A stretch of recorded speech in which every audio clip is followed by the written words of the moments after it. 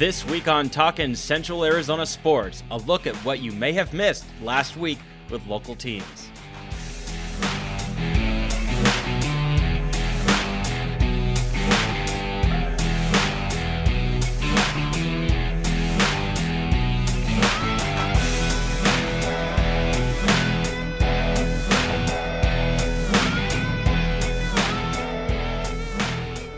Hello everyone, my name is Torrence Dunham and welcome to a weekly podcast catching you up on the latest with Central Arizona sports teams.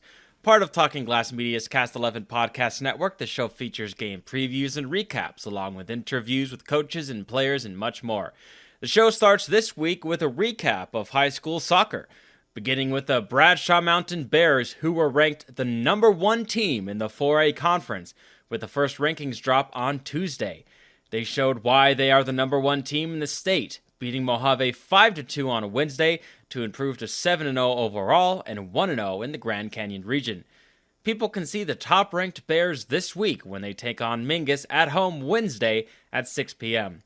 As for the Bradshaw Mountain girls soccer team, they are struggling a bit this season, losing to Mojave 4-0 on Thursday to fall to 1-6 overall and 0-1 in the region. They play next against Mingus on the road Tuesday at 6 p.m.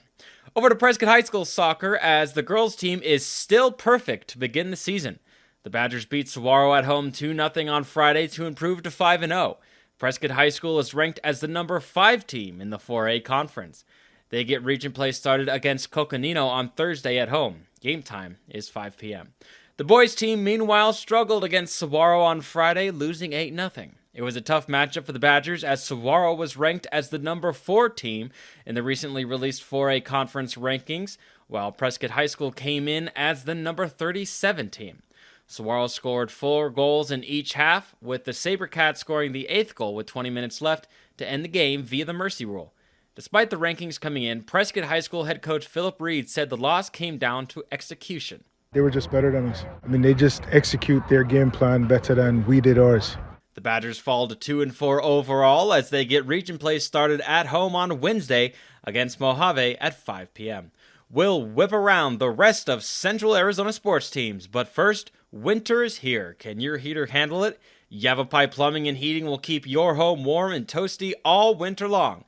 Go to ypeinc.com to schedule your service. That's ypeinc.com.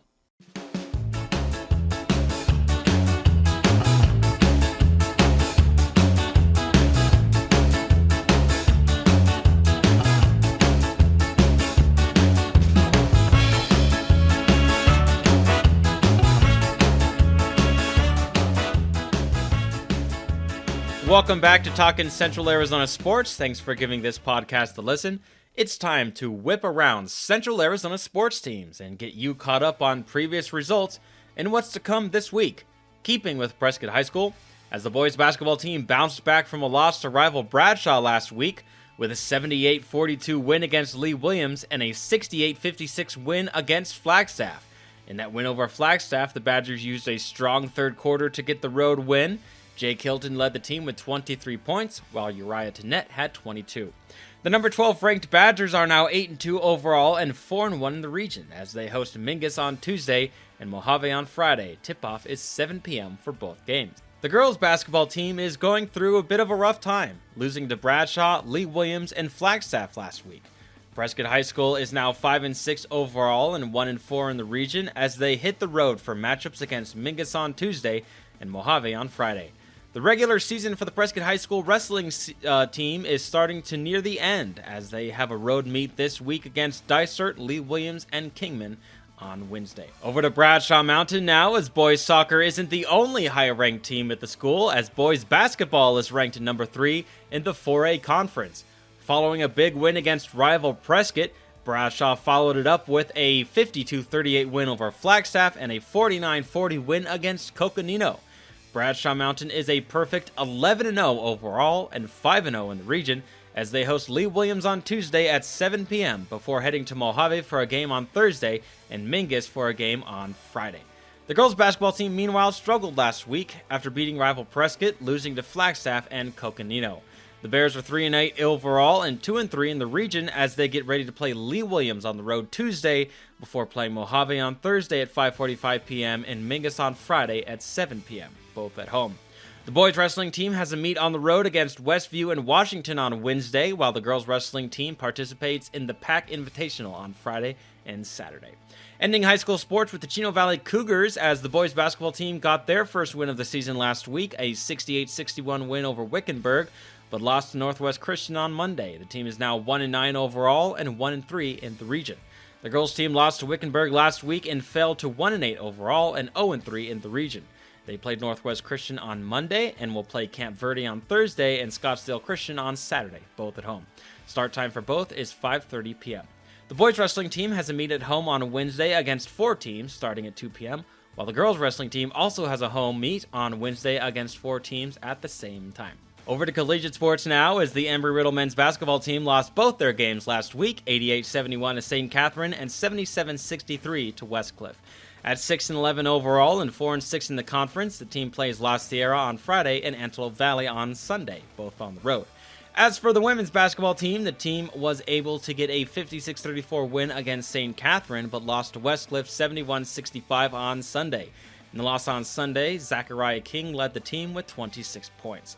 At 11-7 overall and 7-3 in the conference, the team also plays La Sierra on Friday and Antelope Valley on Sunday, both on the road. The wrestling team won 25-18 on Saturday against Vanguard and 21-19 against Southern Oregon. They next participate in the Missouri Valley Invite on Friday and Saturday. Ending the whip around with Yavapai College as the women's basketball team lost last week to number 6 ranked Mesa 52-45 and South Mountain 71-69. In the loss to South Mountain, Holly Dalton led the team with 20 points. At 6-9 overall and 3-6 in the conference, they play Arizona Western on Wednesday and Glendale on Saturday, both on the road. The men's basketball team, meanwhile, won both their games last week in a couple of nail-biters, 82-78 against Mesa and 60-58 in overtime against South Mountain. In the win against South Mountain, Devon Bryant Jr. led the team with 15 points. At 6-11 overall and 3-6 in the conference, the team has road matchups against Arizona Western on Wednesday and Glendale on Saturday. As I do every week, I'll end the show by giving my thoughts on some state sports. The Phoenix Suns are having one of the most unluckiest seasons I've ever seen. Most of their starting 5 have been hurt for a good portion of the season. Devin Booker, Chris Paul, DeAndre Ayton, Cameron Johnson, and Cam Payne are just a few who have missed time. This leads to a Suns team that is now 3 games under 500 after losing by 30 points to Memphis on Monday and currently out of the playoffs entirely. The trade deadline is under a month away, and this team has shown it can be a playoff contender with all of its pieces together. But is that really going to happen this year? The Suns need a big splash to get back into things, but at this point, I'm not sure that would even save them. The Suns front office over the past 3 years has earned our trust, so we'll see what they do. But for now, it looks like a lose-lose situation no matter what they do. And it's a real shame, considering this time last year, it seemed this group may have been the one that would finally deliver the franchise's first title. I'm Torrence Dunham, and this has been Talkin Central Arizona Sports, part of Talking Glass Media's Cast 11 podcast network. Have a great week, and we'll see you back here next Tuesday.